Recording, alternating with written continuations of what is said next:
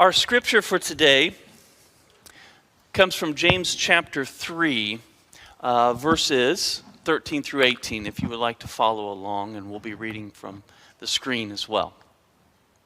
Who is wise and knowledgeable among you? Show by your good life that your works are done with gentleness born of wisdom. But if you have bitter envy and selfish ambition in your hearts, do not be arrogant and lie about the truth. This is not wisdom that comes down from above, but is earthly, unspiritual, devilish. For where there is envy and selfish ambition, there will also be disorder and wickedness of every kind. But the wisdom from above is first pure, then peaceable, gentle, willing to yield, full of mercy and good fruits, without a trace of partiality or hypocrisy. And the fruit of righteousness is sown in peace by those who make peace. Friends, I'm going to briefly introduce Angelo Mante, our speaker, our preacher this morning. He's an ordained deacon. We were ordained together actually in 2019. I forget when you joined. He joined the covenant group I was in kind of in the middle and elevated all of our coolness level a lot. So anyhow, he's a native to Fort Wayne, and that is where he is working and serving currently as the founder and executive director of Alive Community Outreach, which he'll share a bit with us about. But most importantly, he and Maria, his wife, they have 5 children, and he loves his family. And so I'm going to let him speak. Will you join me in welcoming him, please, this morning? Thank you, Nikki. Good morning, Auburn. Good morning. Am I on? I don't sound like I'm on. Good morning. It is good to be with you today on this holiest of American holidays, Super Bowl Sunday. Amen. Do we have any Colts fans here in the room? Anybody? Come on, we got to have some Colts fans. That was a fun season, wasn't it? That was, what a train wreck. But I'm going to have fun. Looks like y'all going to have fun with the chili cook-off here after church. I'd join you, but I got some of my own food in the smoker back home right now cooking that I got to get off for having a gathering a little bit later. But it really is an honor to be here with you today. I want to thank Pastor Nikki and Pastor Rob for the invitation. I don't spend a whole lot of time on social media these days. Something that within the past few years I've just tried to do more and more without. But I get on from time to time for our ministry. But I was on about a week ago, and I saw a post from a friend that reminded me of a situation from when I was in high school. Now, I wasn't a violent kid. I didn't get into fights or anything like that. I got along with pretty much everybody. But there was this one situation with this kid, and we were really good friends at one time, but there was this petty feud. It started off really petty, but we just stopped talking to each other, and it ended up getting bigger and bigger and bigger and became this really serious conflict. I was talking behind his back, he was talking behind my back, and something petty became much bigger. And it got to the point I had built up all of this animosity and bitterness and even hatred for this kid, that I was going to school every day just hoping that he'd give me an excuse. I was that bad. I mean, I was like fantasizing about this in my mind. And now, I don't know what would have happened. He was 6'7" or something like that, so I might have needed a stool to get at him. But it just got really bad and really toxic. Well, one day I was at school, it was after basketball practice, and it was long after school had been out. Almost everybody was out of the building, all the teachers, almost all of the students. I'm walking in the hallway, and all of a sudden I hear him call my name. And so I turn around, and there he is at the other end of the hallway, walking toward me with 2 of his friends. And so I'm thinking, okay, Maybe I'm getting more than I bargained for, but all right, I guess this is it. Here we go. And so we're walking toward each other, but as we get close, something strange happened. He extended his hand, not to throw a punch, but he had something in his hand, I noticed. And as I looked down at his hand, what he was holding looked an awful lot like my wallet. And as he reaches out, he says, "You dropped this." I'm like, okay, does this sound like a setup to you? I was confused. I was skeptical. So I reach out my hand, and I take the wallet from him. I said, "Thank you. I appreciate it." I don't remember what he said. I'm sure he said something like, "No problem," or I don't know. I was just too shocked to even remember. But I remember walking away, just looking at my wallet and kind of looking back, still looking over my shoulder. And I looked at my wallet. Everything was there. My money, my license, whatever a 16-year-old keeps in their wallet, I don't know. But it was all there. There was nothing missing. In that moment, it was over. It was over with. The conflict was done. It was over, just like that. Just this simple act, this simple gesture of peacemaking from this young man. We didn't go on to be the best of friends after that, but we weren't enemies. It was just like all this animosity and hatred. It was like a balloon that had been filled up with all this hot air, and he just came along and popped it. It evaporated. We were friendly after that. We were on good terms, on speaking terms. 23 years later, that simple act, that simple gesture of peacemaking still has an impact on my life. And over the past 23 years, I have seen a lot of young people lose their lives. Lose their lives over something that started out just like that. This little petty, stupid disagreement. Somebody felt disrespected, and now with social media, things can get so out of hand. Over the past 7 years, in fact, I've buried a lot of young people who've lost their lives over stupid, silly things like that. Now, if we were to have a conversation all day, sit around the table at the chili cook-off, I'm sure that there are a lot of things that we disagree on. But I think the one thing that we can all agree on is that the world needs more peacemakers. Our world, our community, our churches, our schools need more peacemakers. And so I want to spend a little bit of time this morning looking at what it means to be a peacemaker, and along the way highlight a little bit about the peacemaking work that we're doing in Fort Wayne. Now, the text this morning that Pastor Rob read is from James, the brother of Jesus. James is writing a letter to a group of Christians who are facing various trials and temptations, and he encourages them to be doers of the word, not just hearers of the word. He goes on to discuss the power of the tongue, how it can be used for good or for evil. And then in our text today, he contrasts two different types of wisdom. One that he says comes from heaven, comes from above. This type of wisdom is characterized by things like purity, peace, mercy, impartiality. But then there's another type of wisdom that's earthly, unspiritual, of the devil, he says. This type of wisdom, it's associated with things like envy, selfish ambition, disorder. And he finishes this section in verse 18 by saying that those who are peacemakers will plant seeds of peace and reap a harvest of righteousness. Those who are peacemakers will plant seeds of peace and reap a harvest of righteousness. James is speaking to the idea that when we cultivate peace in our own lives, in our community, in our churches, in our schools, we reap the benefits of righteousness. in our own lives, in our community, in our churches, in our schools.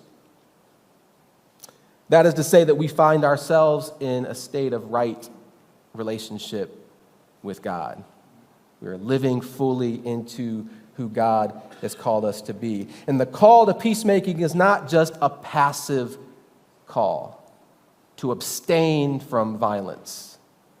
It's not just about not doing violence, but it's an active call to sow seeds of peace in our relationships, in our community, and in the world. A peacemaker is one who makes peace, an agent of change, a mediator in conflict, a bringer of hope. Being a peacemaker, it's about seeking out and addressing the root causes of violence. I always talk about violence not as a problem, but as a symptom. Peacemaker gets underneath the symptom, gets at the root. Being a peacemaker means being an advocate for the marginalized and standing up against systems of injustice and oppression. And friends, as followers of Jesus, we're called to embody this peacemaking spirit in every aspect of our lives. Peacemaking is not just an optional add-on to our Christian experience, but it's a necessary component of what it means to be a faithful disciple. I've been on this peacemaking journey for a while now, ever since I became a Christian, got serious about my faith about 20 years ago. I've been interested in peacemaking and nonviolence, but things got really personal for me 7 years ago when my wife and I and our family were living in Atlanta, and I got news from Fort Wayne, from our hometown, that my first cousin was shot and killed, just a little east of downtown. I was shocked. I couldn't believe it. I didn't have a little brother growing up, but he was the closest thing that I had. I was heartbroken. I'm still heartbroken. My family's heartbroken. But after that tragedy, my wife and I felt God calling us back home to Fort Wayne to do something about this issue. And the year that he was killed, it was 2016. That was the year that Fort Wayne broke the all-time homicide record for the city. So we felt God calling us to come home. We didn't know to what exactly, but we just felt that it was time to come home. And so after we made the move in 2017, we spent a lot of time just listening, learning, exploring what other people were doing in the community to address this problem, trying to identify gaps in the process. And eventually, a vision emerged for what ultimately became Alive Community Outreach. And the Indiana Conference and a handful of generous folks came alongside us to help make this vision a reality. We started our journey by walking alongside the families of victims. We did funerals, took care of meals for funerals, started support groups for families, got families connected, children connected to things like Aaron's House for grieving children, which, if you're not familiar with that, it's a wonderful resource for grieving children. Connecting parents with counseling, helping families with basic needs, and ultimately coming alongside families and helping them to transform that pain into purpose, and to find meaning and purpose in that tragedy. We're still very, very much committed to that work, but the more that we did to support families, the more motivated we became to do something around prevention and intervention, and to do something that would help us ultimately work toward becoming a community where there are less families to support in the first place. We believe that God was calling us to focus our energies on the next generation, and in particular, to focus our energy on equipping and empowering young people to be peacemakers. And this started with some conversations that we had with students from Southside High School, which is a school of about 1,400 students in an area of the city that's disproportionately affected by violence. These students that we were having conversations with, they were deeply frustrated about the violence that they experience in their lives, in their community, in the school. But they were equally frustrated with how the rest of the community perceived them, perceived their neighborhood, perceived their school. And they really wanted to do something to change that narrative. And we could see that, but they just didn't know what to do. And so we dreamed up this idea of a Peacemaker Academy.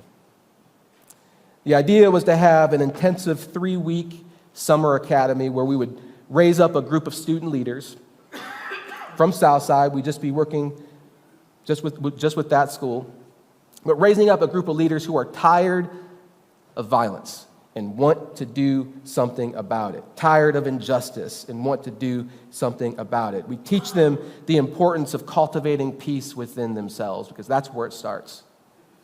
We have to be peace before we can make peace. We have to embody peace, cultivate peace in our own lives.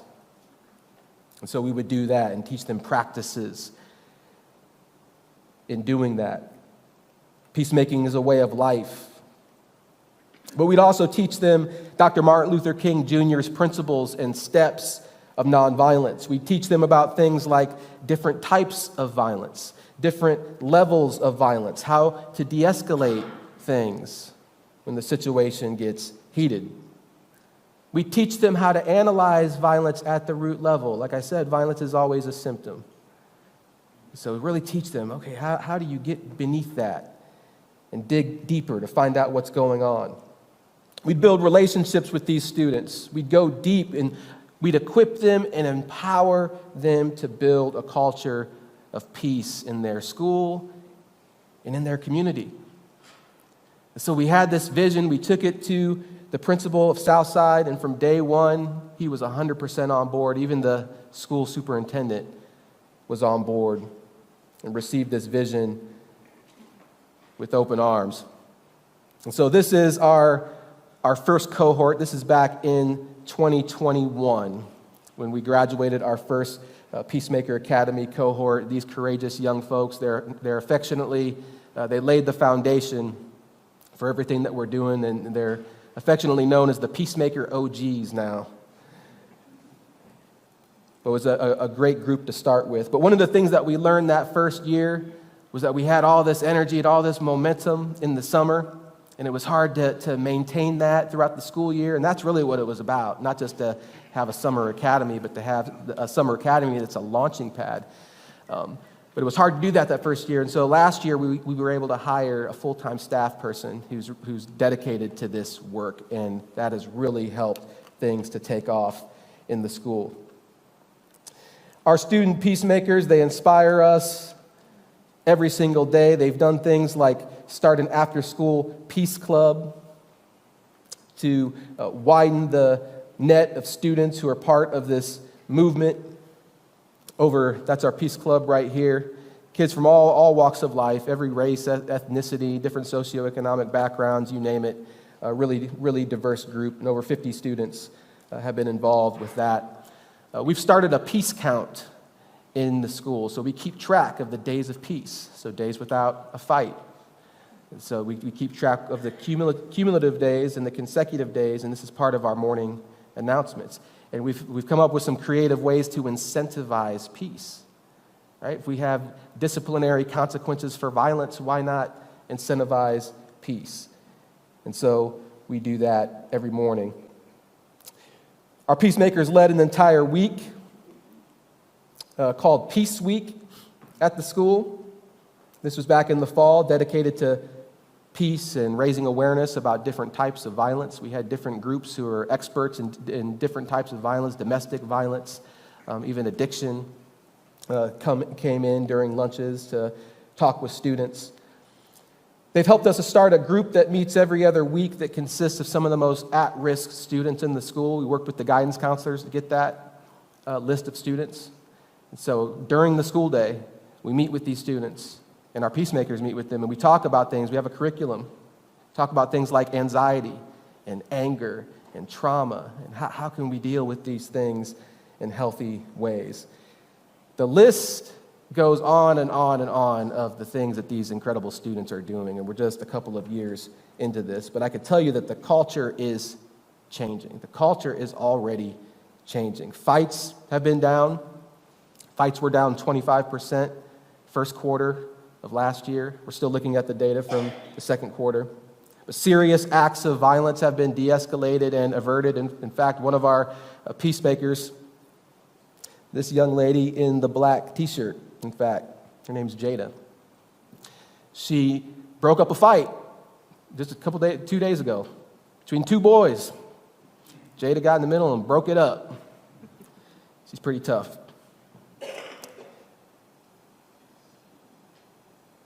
One of the cool things that we're doing right now, getting other people involved, there's this movement that it's still organically evolving, but we call it the Peace Granny and Peace Grampy movement. It all started with a Bible study that we were doing with some of these folks at our church on violence, and they said, what can we do? What can we do? How can we get involved? And we started by giving them some students to pray for. And then some pretty amazing things started happening with these students that they were praying for. And so that's evolved to them now coming into the school. This is the first day of school this semester where they showed up in the morning and the students walked in on the first day confused, like, who are these people? Welcoming them in the morning. They come during lunch a couple times a month and pass out candy. And so that has been a pretty cool thing. So there's a lot of neat things happening, but you know what excites me the most is that these students are not going to be students forever. They're going to graduate. They're going to walk out those doors someday. And I think of what John Wesley famously said, the world is my Paris. Well, when these young people walk out of this school, the world will be their South Side. And if they've been able to transform their school, they'll be equipped and empowered to change and transform the world. There's so much that I could share. I'd be glad to have a conversation with you all after the service or to connect another time. If you want to support our work, I direct you to our website, which is on the screen. We're convinced that the work that we're doing at Southside High School is needed everywhere. It's certainly needed in the other schools in Fort Wayne. I don't know how much y'all pay attention to Fort Wayne news and what's going on there, but it's been a rough week in the news for Fort Wayne high schools. This work is needed everywhere. But if you want to be involved at a deeper level, maybe you want to come down from Auburn and come down to Fort Wayne and be a part of the Peace Granny and Peace Grampy movement, or be involved in some other ways, be glad to have that conversation. But my main challenge to you all today is for you to seek what it means for you to live more deeply into your call to be a peacemaker. I'd love you to support and get involved with the work that we're doing in Fort Wayne, but even more, I hope that the work that we're doing in Fort Wayne might inspire you to live more deeply into whatever peacemaking work God is calling you, because God is calling each and every one of you. God calls all of us to the holy work of peacemaking. Maybe you don't have a problem with shootings and homicides in your neighborhood that I have in mine, but violence is everywhere. It takes many different forms, and peacemakers are needed in every community, every church, every school. And if tackling large social issues seems a daunting place to begin, maybe you just start with a conflict in your own life. Maybe there's a conflict right now that started off small. Maybe it's starting to build and become something more, and you need one of those return the wallet in the hallway moments to say it's not worth it. Let's put this behind us. Maybe there's a married couple in the room. You got a little spat on the way to church this morning, because that never happens, right? I'm meddling now. But what can you do today What can you do today to lean into your call to be a peacemaker? And I'll leave you with this. Dr. Martin Luther King reminds us that change does not roll in on the wheels of inevitability, but comes through continuous struggle. So, friends, let us commit ourselves to the struggle of peacemaking. For those who are peacemakers will plant seeds of peace and reap a harvest of righteousness. Amen.